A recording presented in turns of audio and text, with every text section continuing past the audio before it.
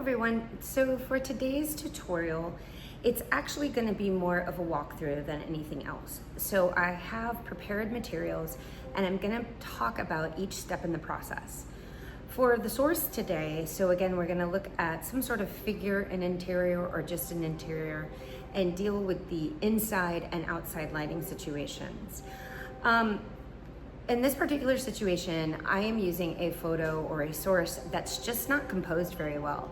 So what I'm gonna do in the drawing stage is show you how you can take something where the elements are a little funky and you can rearrange it for a better composition.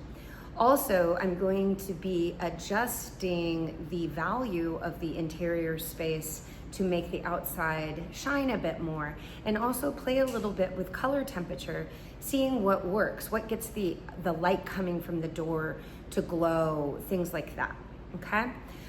This intro is actually going to be blanketed between the acrylic and oil and then also watercolor. If you are in the acrylic and oil class, you're gonna see this demo done in those mediums, or you're gonna see more of the finished product in those mediums. If you're in watercolor, you'll see the finished product in those mediums.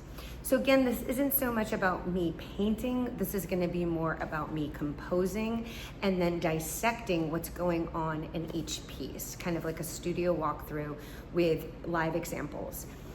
Okay, so a little bit different for today, but sometimes it's good to see the samples and discuss. So when I walk through, and if I'm not painting, I get a little more time to analyze. So hopefully this will be helpful. Okay, see you in a bit at the painting desk. So the first part I'm going to talk about is thumbnails. What am I working from today? What I have is a photo of my pickles. I printed in black and white, and I printed in color, okay?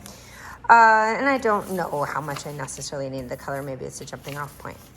Now, as you can see, this is not nicely composed. There are so many things wrong. It was just a snapshot. Person who was watching my dog that was sending me a picture because he was playing, he had gotten a toy. It's really cute. So it wasn't really for photography. It was just to send a text message. But it's cute and it's got some cute elements, and I'm thinking about interior, exterior lighting. There's some lighting that's coming in through the back.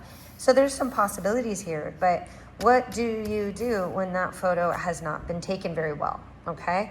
Well, it's not a wash. There's things in there that work, so I need to kind of maybe rearrange them. That's what the thumbnail process is for, okay? Now, how do we do thumbnails? This is just your regular sketchbook paper.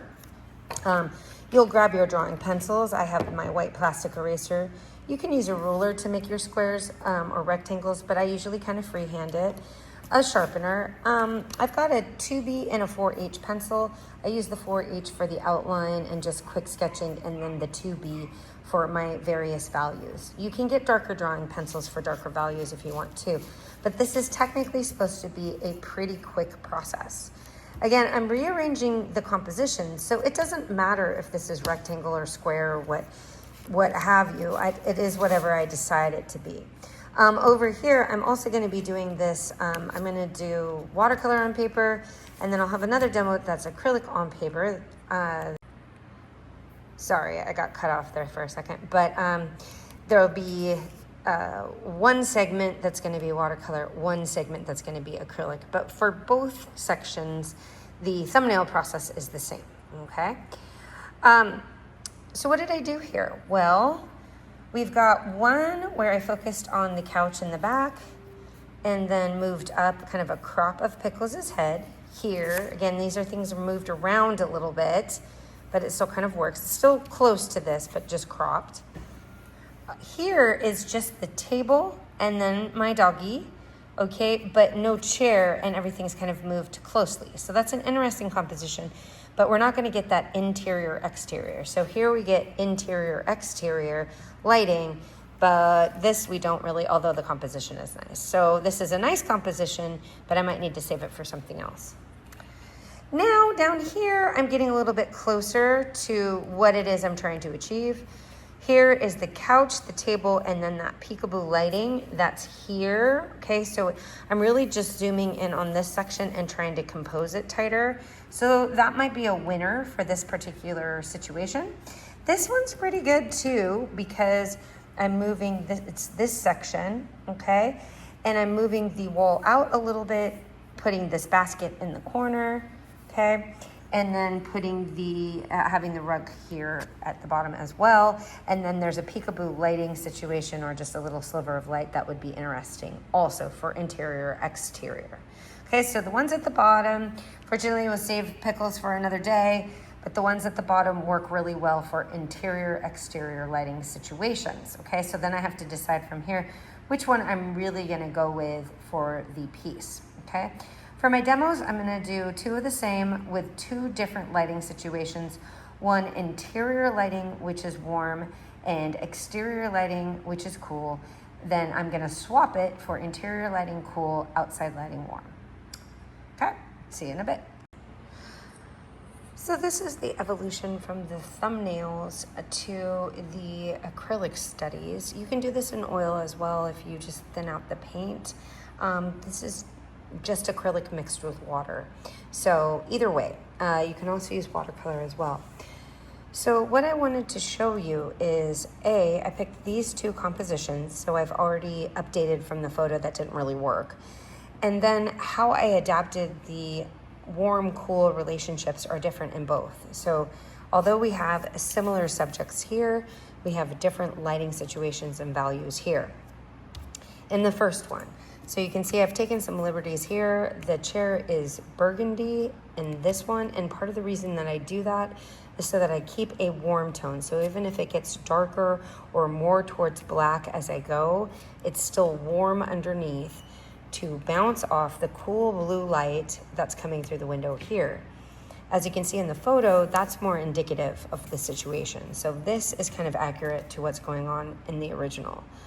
Here, on the other hand, I've taken some liberties because it's still technically the same lighting situation, but I'm playing around with a different contrast. So inside, I have kind of a black, bluish, cool gray situation. And then I've made the light coming in from the window now warmer and yellow. The reason that I did it this way is so that you can kind of get an idea of same scenario, different, how color can be adjusted and doesn't necessarily have to be observed. As long as you're looking at value and understanding value, there's a lot of liberties that you can take with color, and as long as you have some color contrast and like warm, cool, color bias understanding, right? So again, same scene, same original photo that is not really great for a painting, divided into two situations and then two different kinds of color studies, which, as I'll show you as this evolves, can go into a larger painting in a better, evolve into a more composed, color structured painting, right? So again, we can take our reference, which might be a bit sloppy. We can use some thumbnails and kind of figure it out. And then we can move on to our color studies and get more nuance, get more of a painterly scenario here. Okay, so not all photos are bad. That's kind of the moral of the story here. Everything is salvageable. Most things, sorry about my finger there, but also as long as you understand color theory and warm, cool bias, you can also create a lighting structure in anything that you want. You can vary the lighting. Again, really beautiful light blue outside, but here I can fudge a bit and say that it was a warm light, cool shadow in a different time of day, okay? So again, painting is invention. As long as you understand what's going on with color structure, you can kind of adapt it to what you want. Again, these color studies are in acrylic, and you can do this in oil as well, or you can do it in watercolor. Okay, that is all for now. Let me know if you have any questions, and you'll see what I do when I take one of these into a larger painting eventually, probably later next week.